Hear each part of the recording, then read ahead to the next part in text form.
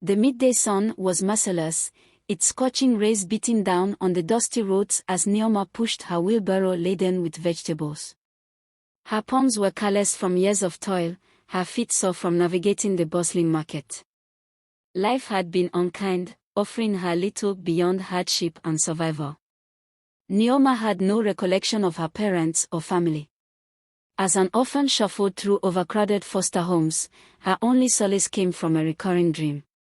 In it, she would hear a soothing voice humming a lullaby. She never saw the face that belonged to the voice, but it felt familiar, like an anchor in her otherwise fragmented world. That evening, as she returned to her small, crumbling room, her thoughts wandered to the strange dreams that had plagued her recently. In them, she was always standing beside a man who looked so much like her. His face was unfamiliar, yet his presence was oddly comforting. But dreams, she reminded herself, didn't change reality. Far from the dusty streets where Nneoma struggled to make ends meet, Chukwuma adjusted his tie in front of an ornate mirror. His reflection revealed the polished image of a successful man, tall, confident, and impeccably dressed. As the CEO of a thriving tech company, Chukwuma was a beacon of success and wealth. Yet, despite his accomplishments, he carried a hollow ache within him.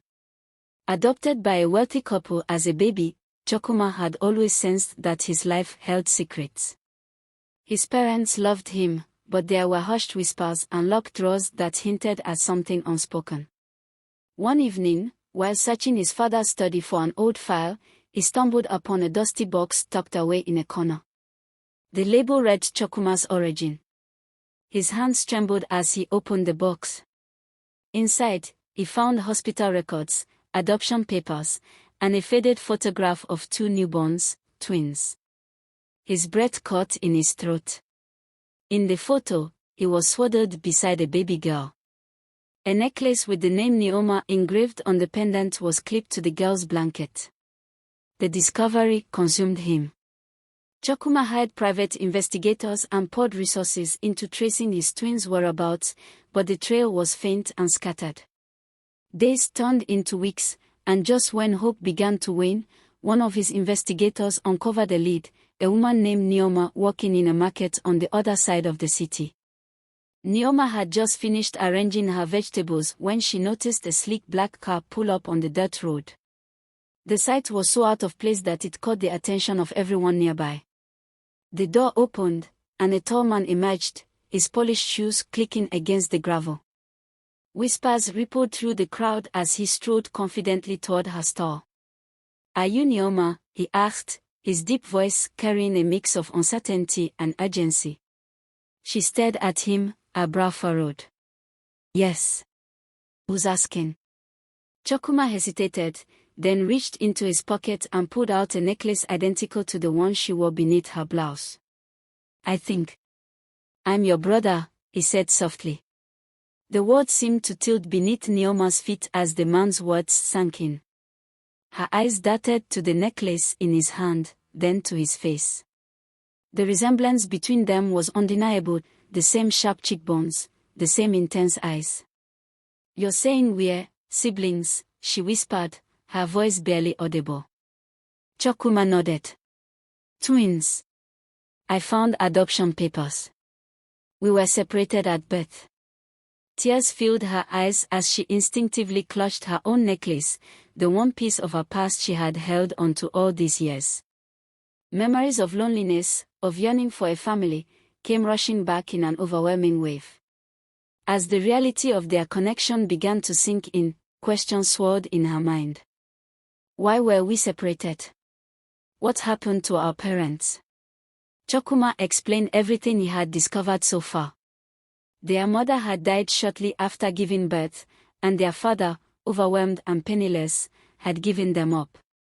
But instead of keeping the twins together, the adoption process had failed them. Chukwuma had been adopted by a wealthy couple, while Nneoma had been left to fend for herself in an unforgiving world. The story filled Nneoma with a mix of anger and sorrow. "We should have been together," she said, her voice trembling. "I know," Chukwuma replied. "And I'm sorry you had to go through so much alone." But I promise we'll figure this out together. Determined to uncover the full truth, the twins joined forces. Chukwuma used his resources to delve deeper into their past, and together they unearthed a troubling revelation. Their separation had not been accidental. A corrupt social worker had orchestrated Chukwuma's adoption, exploiting the system for personal gain and leaving Nneoma behind. The discovery was a gut punch. The thought that someone had profited from their pain filled them with rage. How could anyone be so cruel? Nneoma said, tears streaming down her face. Chukwuma's jaw tightened. We'll make sure they're held accountable. No one else should suffer like we did. While seeking justice, Chukwuma also sought to make amends for the years they had lost. He introduced Nneoma to his world, opening doors she never imagined possible.